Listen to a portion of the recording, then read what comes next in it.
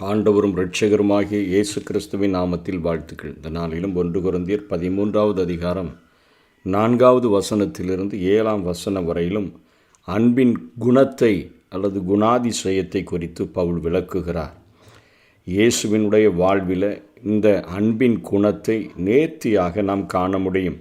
தேவன் அன்பாகவே இருக்கிறார் என்று யோவான் 4:8 சொல்லுகிறது. கிறிஸ்து தேவனினுடைய அவதாரம், அன்பின் அவதாரம். விசுவாசிகளுக்கு அவரே சிறந்த ஒரு மாதிரியாக இருக்கிறார்.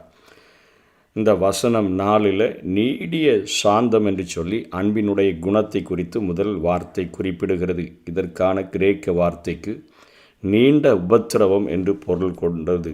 இது காயங்களையும் தவறுகளையும் கடும் சொற்களையும் தாங்கிக் கொள்ளக்கூடிய மனதையும் பிறர் செய்யும் தவறான செயல்களுக்கு பதில் செய்யாமல் இருக்கும் திறனையும் குறிக்கக்கூடியதாக இருக்கிறது. கிறிஸ்துவனுடைய பாடு மரணத்திலும் வாழ்க்கை முழுவதிலும் தெளிவாக இந்த குணத்தை நாம் காண முடியும்.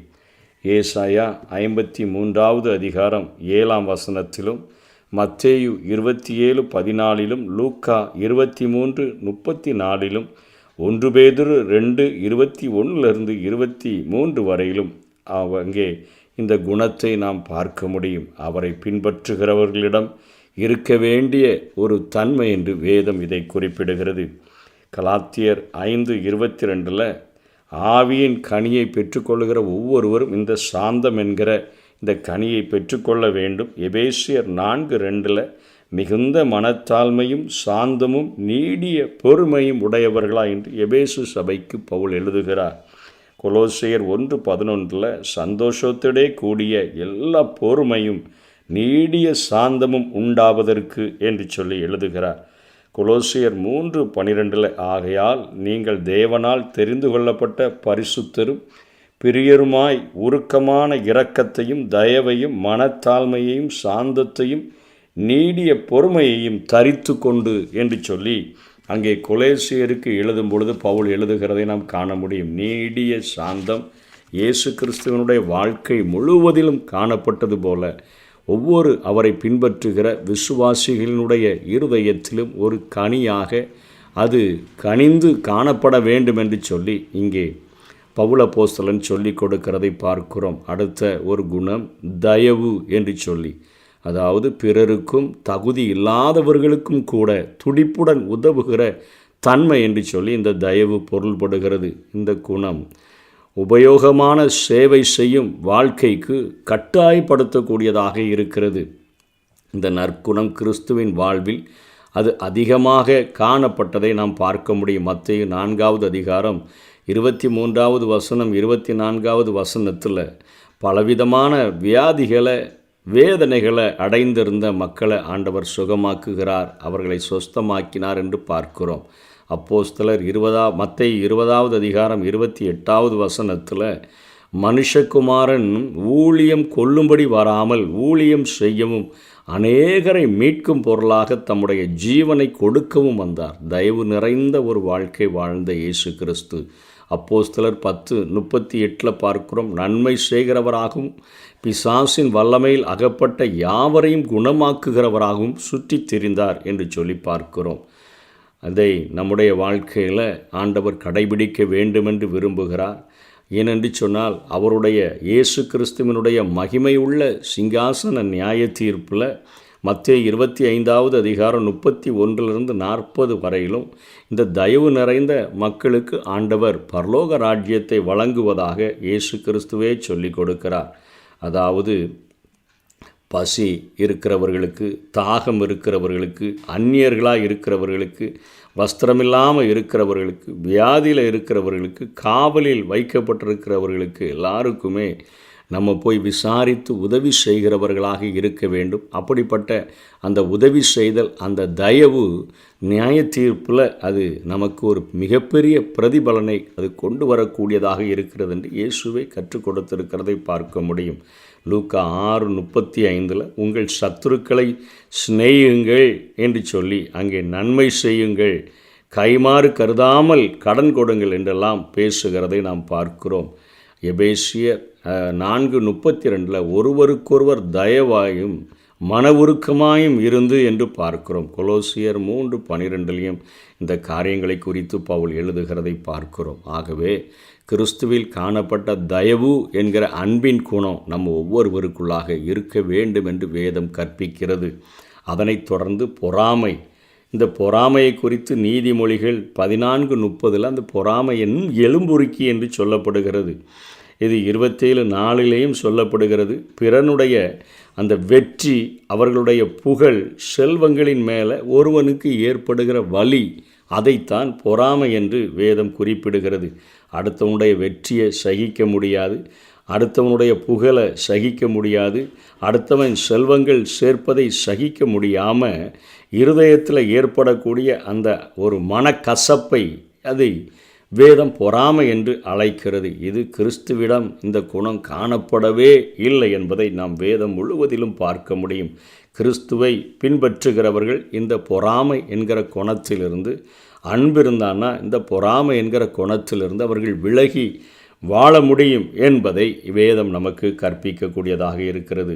ரோமர் 13:13 அருமையாக சொல்லுகிறது, பொறாமை உள்ளவர்களாய் நடவாமல் என்று சொல்லி பவுல் அப்போஸ்தலன் எழுதுகிறார். யாக்கோபு 3:14 வரையிலும் பார்க்கும் பொழுது, உங்கள் இருதயத்தில் கசப்பான வைராக்கியத்தையும் விரோதத்தையும் வைத்தீர்களானால் என்று தொடங்குகிற யாக்கோபு, அப்படிப்பட்ட பொறாமை என்கிற குணம், கசப்பு, வைராக்கியம்லாம் இருந்துச்சுன்னு சொன்னால் அங்கே சகல துர்ச்சைகைகளும் உண்டு என்று சொல்லி அங்கே எழுதுகிறதை நாம் பார்க்கிறோம். ஆகவே பொறாமை இல்லாத ஒரு வாழ்க்கை வாழும்படியாக அன்பினால் இருதயம் நிறைந்திருக்க வேண்டும் என்று பவுல் போதிக்கிறார். அதனைத் தொடர்ந்து தன்னை புகழாது அன்பு ஒருத்தர் உள்ளத்தில் இருந்துச்சுன்னு சொன்னால் அது தன்னுடைய புகழை தானே தம்பட்டம் அடித்து கொண்டு தெரியாது, பிறரை புகழும், பிறர் வளர்ச்சியில் அது சந்தோஷப்படக்கூடியதாக இருக்கும். இது நம்முடைய வாழ்க்கையில் இருக்க வேண்டும் என்று ஆண்டவர் எதிர்பார்க்கிறார். அதனைத் தொடர்ந்து இருமாப்பாயிராது, அதாவது பெருமை கொள்ளாது, மற்றவர்களிடமிருந்து பாராட்ட இந்த இருமாப்பா இராமல் இருந்தோம்னா நம்ம எதிர்பார்க்க மாட்டோம். விசுவாசிகளும் இதை பின்பற்ற வேண்டும் என்று சொல்லி இங்கே தன்னை முக்கியத்துவப்படுத்தாத ஒரு வாழ்க்கையாக இது இருக்கும். இது இயேசுவின் இடத்தில் காணப்பட்டது, நம்மிடத்திலும் காணப்பட வேண்டும் என்று சொல்லி இங்கே பவுல் அப்போஸ்தலன் எழுதுகிறார். அயோக்கியமானதை செய்யாது, மற்றவர்களுக்கு இழிவை அவமதிப்பை கொண்டு வரும்படி அது நடக்காது. அயோக்கியமானதை செய்யாது. இன்றைக்கு பிள்ளைகளுக்கோ அல்லது மனைவிக்கோ துரோகம் செய்கிற அநேக ஆண்களை பார்க்கிறோம். இது குழந்தைகளையும் மனைவிகளையும் அத்தனையாய் வேதனைப்படுத்தக்கூடிய காரியங்களை இன்றைக்கும் ஆண்டவருடைய பிள்ளைகள் என்று சொல்லுகிற எத்தனையோ பேர் ஆண்டவருடைய ஊழியத்தில் இருக்கிறவர்கள் கூட செய்கிறார்கள். 2 பாலாருமே இந்த தவறுகளை, அயோக்கியமான காரியங்களை செய்யும் பொழுது குடும்பங்கள் பாதிக்கப்படுகிறது, சமுதாயத்தில் நம் மூலமாக தேவனுடைய நாமம் தூஷிக்கப்படுகிறது என்கிறதில் மிகுந்த ஜாக்கிரதை உள்ளவர்களாக இருக்க வேண்டும். இந்த கடைசி நாட்களிலே இருபாலருக்கும் ஏற்படுகிற உறவினால் அநேக தவறான அந்த பாலுணர்வுக்கு ஜனங்களை கொண்டு சென்று குடும்பங்களும் பிள்ளைகளும் பாதிக்கப்படுகிற நிலைமைக்கு தள்ளப்படுகிறதை நாம் பார்க்கிறோம். அயோக்கியமானது என்னுடைய வாழ்க்கையில் நான் தேவனுக்கோ என் குடும்பத்திற்கோ அல்லது நான் வாழ்கிற சமுதாயத்திற்கோ அயோக்கியமானதை செய்து நான் காரியங்களை நடப்பிக்காதபடிக்கு அன்பினால் நிறைந்தவனாக வாழ வேண்டும் என்று இங்கே வேதம் நமக்கு கற்பிக்கிறது. அதனைத் தொடர்ந்து தற்பொழிவை நாடாது, அது பேராசைப்படாமல் இருக்கும். தற்பொழிவு தனக்கு கிடைக்கணும்னு சொல்லி அது எல்லாவற்றையும் விரும்பாது. உலகம் உயர்வாக கருதக்கூடிய பணம், செல்வம், புகழ், அதிகாரம், பாராட்டின் பின்பாக இந்த தற்பொழிவு இல்லாத, அதை விரும்பாத மனுஷன் அதற்கு பின்பாக செல்ல மாட்டான். அன்பு இருக்கும் என்று சொன்னால் இவைகளுக்கு பின்பாக அதை செல்லாமல் அவன் காத்து கொள்ளுவான் என்று சொல்லி நாம் வேதத்திலே நாம் இங்கே சொல்லுகிறதை பார்க்கிறோம். இதனைத் தொடர்ந்து ரோமர் 15வது அதிகாரத்திலும் ஒரு காரியத்தை 15:1-2 பவுல் அப்போஸ்தலன் எழுதுகிறார். அன்றியும் பலமுள்ளவர்களாகிய நாம் நமக்கே பிரியமாய் நடவாமல் பலவீனருடைய பலவீனங்களை தாங்க வேண்டும். நம்மில் ஒவ்வொருவனும் பிறனுடைய பக்தி விருத்திக்கு ஏதுவான நன்மை உண்டாகும்படி அவனுக்கு பிரியமாய் நடக்க கடவன் என்று சொல்லி வேதத்திலே பவுல் எழுதுகிறதை நாம் பார்க்கிறோம். தற்பொழிவை, பேராசைப்படாத ஒரு வாழ்க்கை என்று சொல்லி பவுல் சொல்லுகிறார். அதனை அடுத்து சினமடையாது, அதாவது சீக்கிரத்தில் கோபப்படாமல் இருக்கும். அன்பு நிறையா இருந்துச்சுன்னா சீக்கிரத்தில் கோபப்படாமல் இருப்பாங்க. தீங்கு நினையாது, அன்பு தவறுகளை மூடுகிறது, அவைகளை மன்னிக்கிறது. அதாவது பழிக்கு பழி வாங்கணும் அப்படிங்கிற எண்ணங்கள் அதில் இருப்பதில்லை. மத்தேயு 5:38 வரையிலும் இதை இயேசு கற்றுக் கொடுக்கிறார்.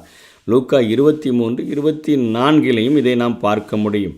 1 பேதுரு 4வது அதிகாரத்தில் 8ஆம் வசனத்தில் பேதுரு இந்த காரியத்தை குறித்து அவர் எழுதுகிறார். என்ன எழுதுகிறார்? எல்லாவற்றிற்கும் மேலாக ஒருவரில் ஒருவர் ஊக்கமான அன்புள்ளவர்களாக இருங்கள், அன்பு திரளான பாவங்களை மூடும் என்று சொல்லி அங்கே சொல்லுகிறார். அதைத் தொடர்ந்து இந்த அன்பின் குணம் என்ன? அநியாயத்தில் சந்தோஷப்படாமல் சத்தியத்தில் சந்தோஷப்படும். அன்பு தீமையோடு ஒரு நாளும் ஒத்து போவதில்லை. தீமையாக தோன்றுகிற எந்த ஒரு காரியத்திலையும் அது சிரித்து சந்தோஷப்படாது. எல்லா தீய செயல்களையும் இந்த ஒருத்தருக்குள்ள அன்பு இருந்ததுன்னா அது கண்டு துக்கப்படக்கூடியதாக இருக்கும். உண்மை வெல்லும் போது மாத்திரம்தான் அன்பிற்கு மிகப்பெரிய ஒரு மகிழ்ச்சி உண்டாகக்கூடியதாக இருக்கும். அதனை தொடர்ந்து அங்கே அன்பு சகலத்தையும் தாங்கும் என்று எழுதப்பட்டிருக்கு. என்ன வந்தாலும் அன்பு தாங்கிக் கொள்ளும், சகலத்தையும் விசுவாசிக்கும். அதாவது மனிதர்களுடைய பொய், மனிதர்களுடைய கதை அதெல்லாம் ஈஸியாக கண்டுபிடிச்சிடும். அதை நம்பாது, பிசாசு சொல்லுகிறத நம்பாது. அன்பு உண்மையை புரிந்து கொண்டு அதை நம்பக்கூடியதாக இருக்கும். சகலத்தையும் விசுவாசிக்கும்னா பிசாசு சொல்கிறதெல்லாம் விசுவாசிக்கும் என்பது அல்ல. மனிதர்கள் பொய் சொல்கிற காரியம், அடித்து விடுற காரியத்தெல்லாம் விசுவாசிக்கும் நம்பும் என்பது அல்ல. அங்கே அன்பு உண்மையை புரிந்து கொண்டு அதை முற்றிலுமாக அது விசுவாசிக்கும் என்று. சகலத்தையும் அன்பு எளிதாக மனம் தளருகிறதில்லை, தோல்வி அதனை அமிழ்த்துவதும் இல்லை. நம்பிக்கைக்கு வழியே இல்லாவிட்டாலும் அந்த அன்பு இருந்துச்சுன்னா நம்பும். ஏன்னா தேவனுடைய கிருபையால் எந்த ஒரு மனிதனையும் எந்த ஒரு சூழ்நிலையையும் மாற்ற முடியும் என்று சொல்லி அன்பு நம்பும். அந்த காரியத்தை பவுல் எழுதுகிறார். சகலத்தையும் சகிக்குமே. அது என்ன செய்கிறது என்று சொன்னால், சகிக்கும் என்கிறது விடாமல் முயல்கிறது. இதற்கான கிரேக்க வார்த்தையினுடைய அர்த்தம் இராணுவ பயன்பாட்டிலிருந்து இந்த வார்த்தையை எடுத்து பயன்படுத்துகிறார்கள். எதிரியினுடைய எந்த ஒரு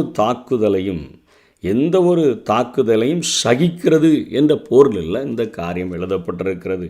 அதாவது நமக்கு அனைத்து துன்பமான சூழ்நிலைகளிலும், உபத்திரவங்களிலும், பாடுகளிலும், மனிதன் மற்றும் சாத்தானால் வரும் தாக்குதலிலும் அப்படியே நம்ம அதை தாங்கி கொண்டே செல்லக்கூடிய ஒரு காரியத்தை குறித்து இது குறிப்பிடக்கூடியதாக இருக்கிறது.